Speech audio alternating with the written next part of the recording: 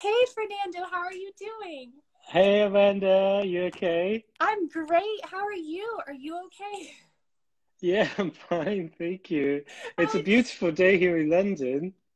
no way, get out because it's a horrendous day here in Really? Atlanta. Yes. I was like, wow, we'll be on the same page today with the weather, you know? Nope, No, nope, you guys have the good weather. it's a nice spring day today. Very, it's kind of warm. It's very sunny, and we went for a walk earlier, but we have to be careful now because from last night, only two people are allowed to gather outside. Really? Wow. Oh, and that's right, guys. Yeah. I'll mention too, Fernando, we're starting off in English and then we'll be talking briefly because it is something affecting the world, like the global community, no matter where you're living right now. I think the coronavirus is affecting you. So since he's in London, Fernando, and I'm in Atlanta, Georgia, in the United States, we thought we would give our followers around the world, right, to a little glimpse into our lives of what's going on here, which London sounds much worse, right? It sounds much worse than here in the States as far as the lockdown is concerned.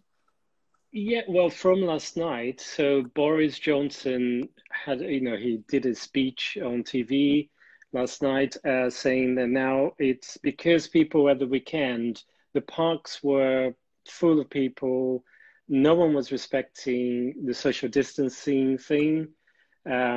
So they decided to then just get a bit tougher now. And so all the shops are closed apart from obviously supermarkets, pharmacy, banks, and post office, everything else is closed. Yeah. And then the police now can stop groups. They can ask people to go home if there's groups of three or more people, and they can get fined as well. Wow. What else? Oh, yes, something's funny that you can go out and exercise once a day.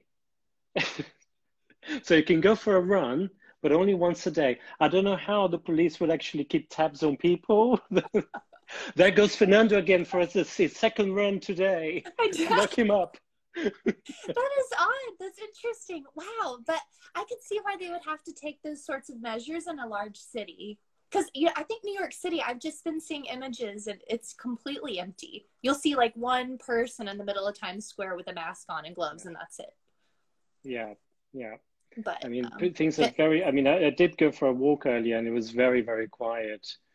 There's not a lot of people around. So, yeah, so that's the situation now. bizarre. Yeah. Oh, should we speak Portuguese a little bit? Sim, a gente pode conversar em português também. Então, seria Então, muito interessante. Você estava conversando. A sua mãe mora no Rio de Janeiro, você falou, né?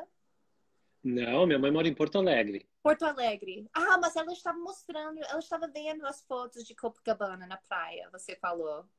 Exato. Ela estava dizendo que no fim de semana passado, as pessoas, todas em Copacabana, Copacabana lotada, praia cheia de gente, ninguém respeitando o distanciamento social. O que aconteceu aqui em Londres também no fim de semana com os parques, claro que aqui não tem praia, né? Então aqui as pessoas, como Sim. fez um fim de semana lindo também, com sol, calor, e aí no Twitter começou a aparecer fotos dos parques lotados em Londres. E tem uma rua aqui que se chama Columbia Market Road, onde vende flores, é um mercado de flores.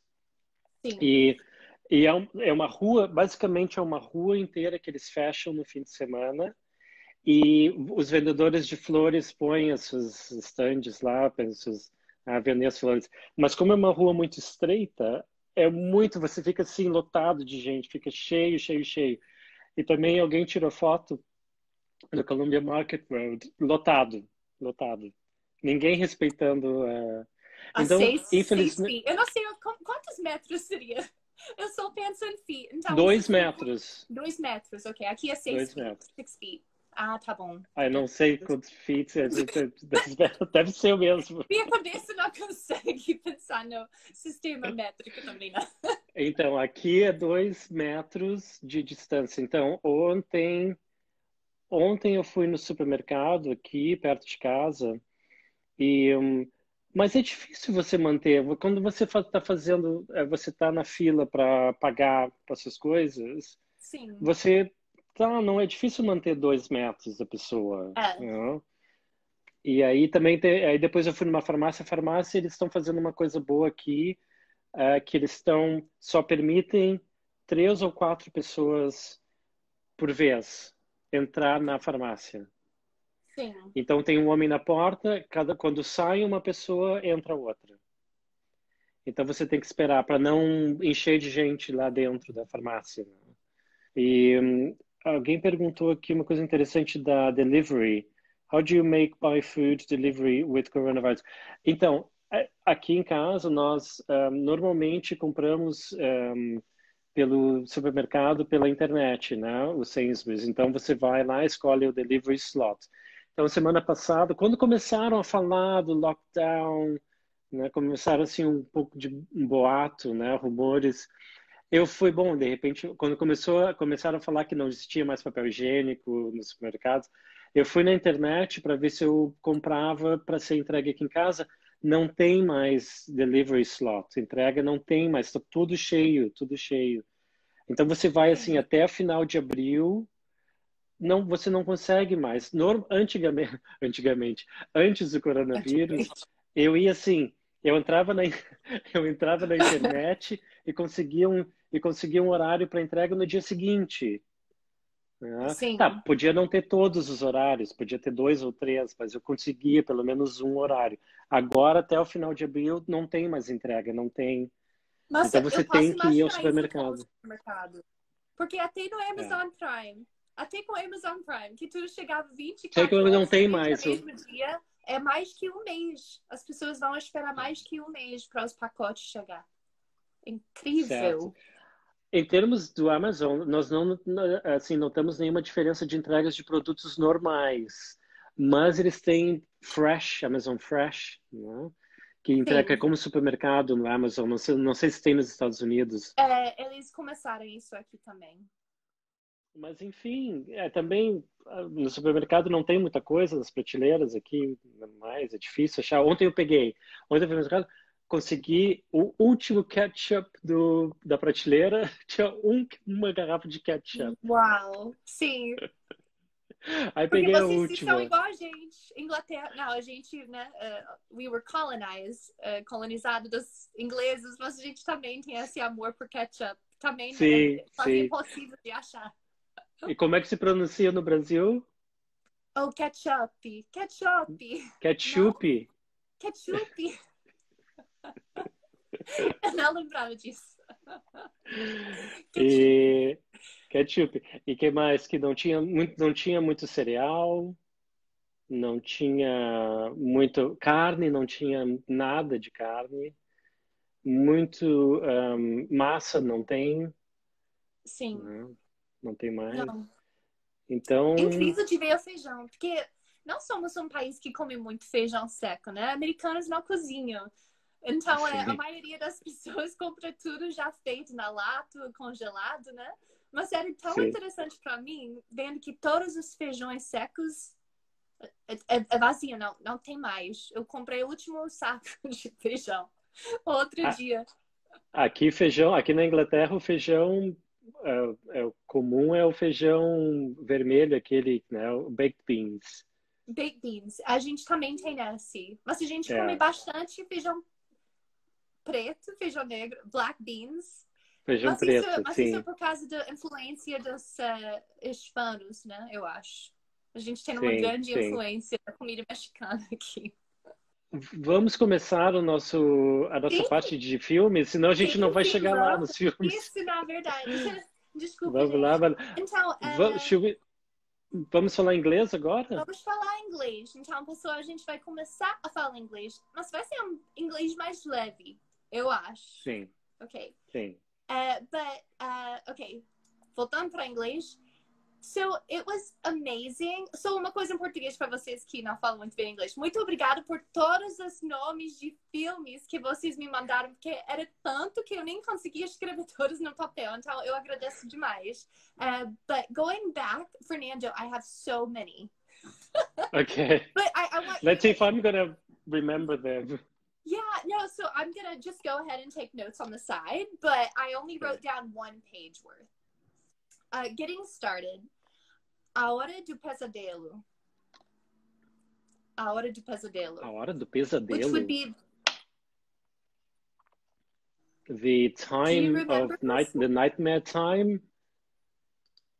Nightmare time. The nightmare time.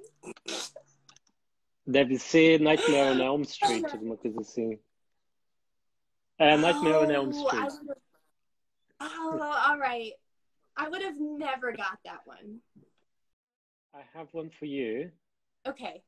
So the name of the film in Portuguese in Brazil was Se Beber Não Case, which translates back into English as If you drink, don't get married, or don't drink and get married. Like it's the same structure as we say don't drink and drive.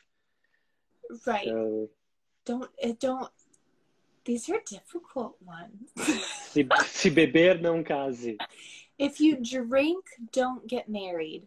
I'm trying to think of what that would...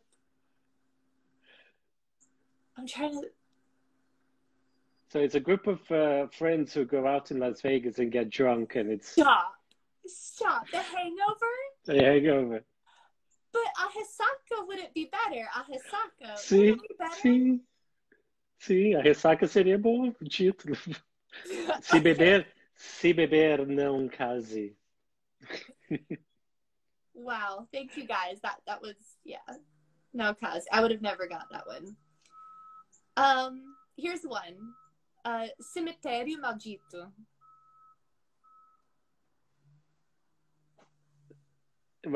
Eu acho que deve ser o Pet Cemetery. That's what I'm thinking too. And to make it more interesting, I made sure I didn't research anything. Remember we said let's not research. Let's see.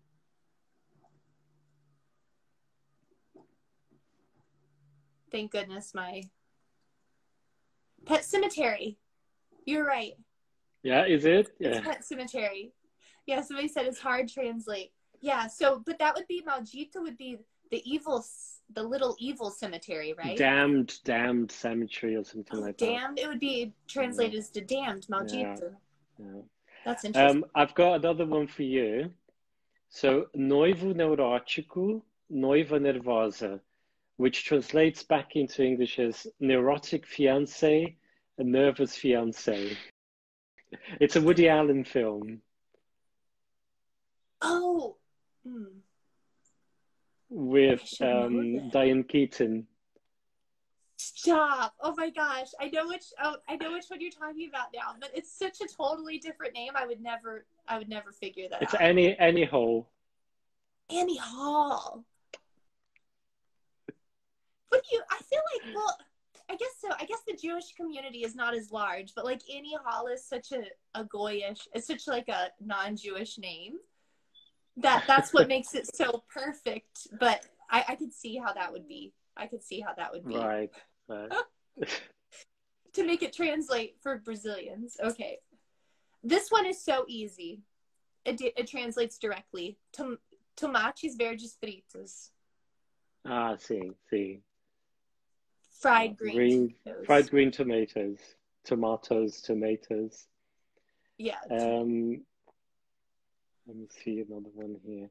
So, you know the film, okay, so this one, it's Amnesia, which translates back into English as amnesia. Amnesia. With Guy Pearce. With Guy Pearce, he loses, he can't remember what happened like an hour or so ago, so he needs to keep tattooing with information he learns for himself. Memento, yeah. Amnesia. I would have never got. My mind went somewhere else. Amnesia. Amnesia, memento. Wow. Okay, I literally had to look that one up because my mind was going someplace else. And here's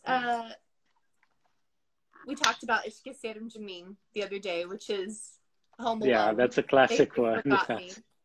Yeah. This is one. O troco. O troco? O troco. That's one for you. Não sei. Payback. Payback. Yeah. I don't know this film. I haven't seen it. With Mel Gibson. And I've got another good one for you. I don't know why, but I think it's really funny. It's really funny to be called troco. I don't know why I find that so funny. There's a film called, it's a musical called Noviça Rebelde. Noviça Rebelde. Which translates back into English as the novice rebel. Would that be Rebel Without a Cause? Would that be Rebel Without a Cause? No, it's a musical with what's her name? Judy. No, I forgot her name. She plays a nun.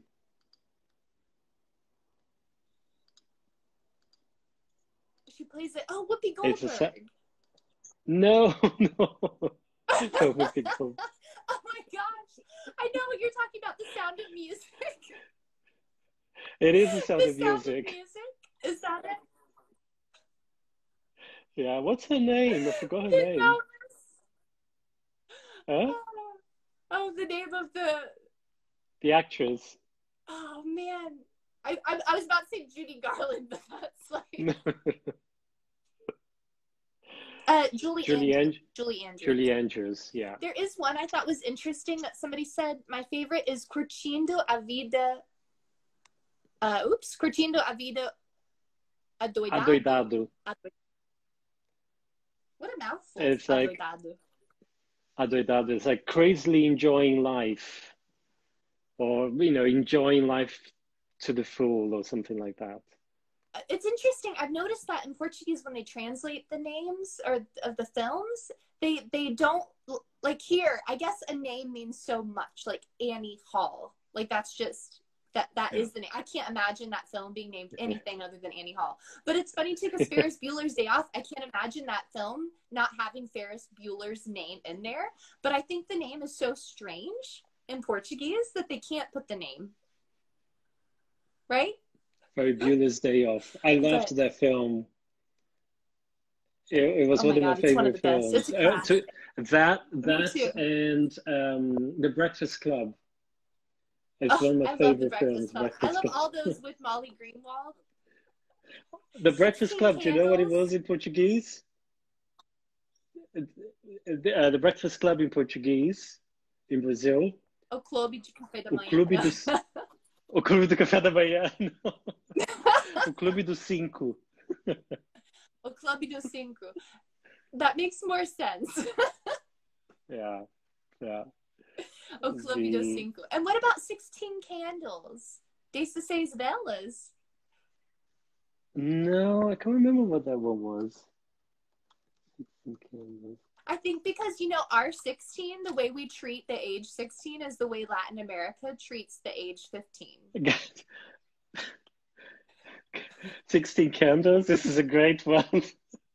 Gatinhas e gatões.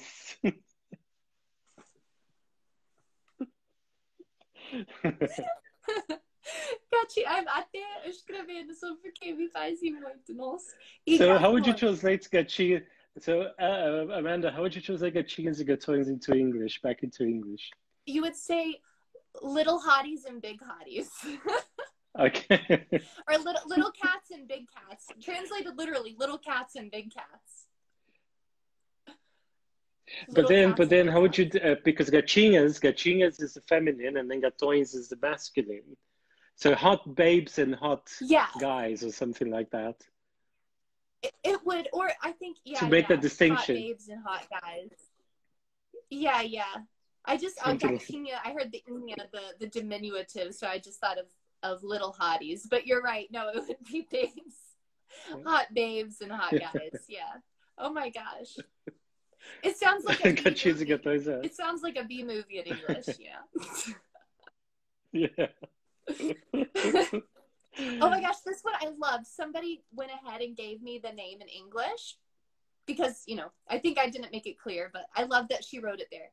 Clueless. In Portuguese, clueless is As Patricinhas de Beverly Hills. Sim, essa é ótimo. É. As Patricinhas de Beverly Hills. Porque patricinha in English, I think patricinha is snobby or upper class snob.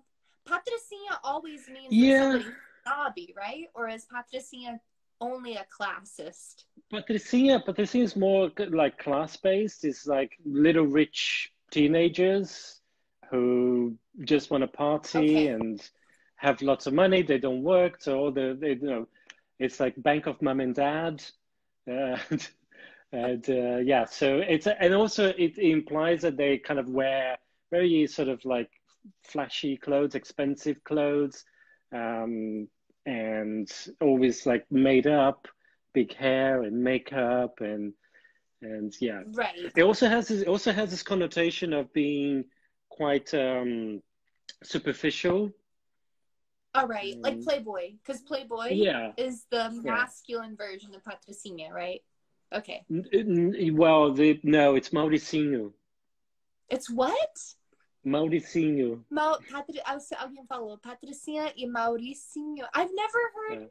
Maybe I've heard Mauricinho, but I never really, because back in my day, 16 years ago in Brazil, they'd be like, as Patricinhas e os Playboys. Ah, Playboy pode ser também, mas eu acho que como Patricinha é um nome, vem de Patrícia, aí que criaram também o Maurício, virou Mauricinho. I just got it. It just clicked. I was like, Mauricio. Oh, one that I didn't know at all. O Poderoso Chefão. The big, powerful boss. Yes. Yeah.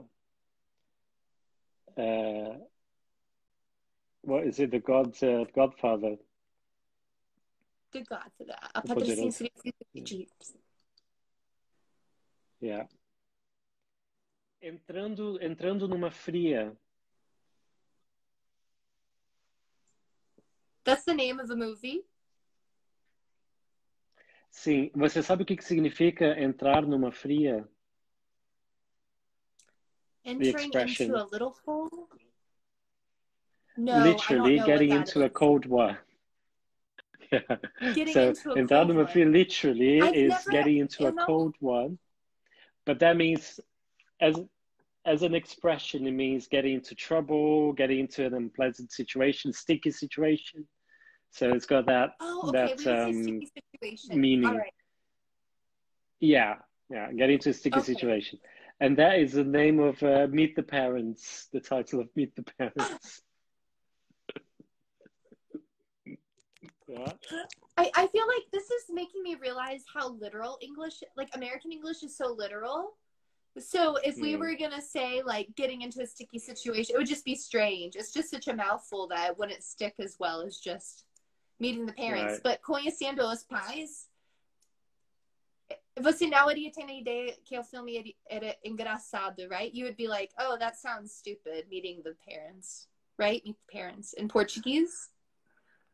I think the Portuguese translations, I think they tend to use a lot of slang, sort of expressions and slang, and this really sort of colloquial language that people use, just as you said, to kind of make it sort of lighter, especially if it's a comedy, then they use a lot of slang and expressions that are funny in Portuguese, so to give that idea how funny the film is.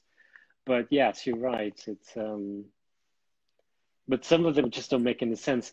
Of course, translating back into English doesn't make any sense. No, definitely not. Definitely not. Oh my gosh. Oh, there is but I feel like you had a couple others that we talked about. That one was really funny that we mentioned the other day. Was it The Graduate? Oh, yes, it was. What is it called? Yeah. A primeira noite de homem, the first night of a man.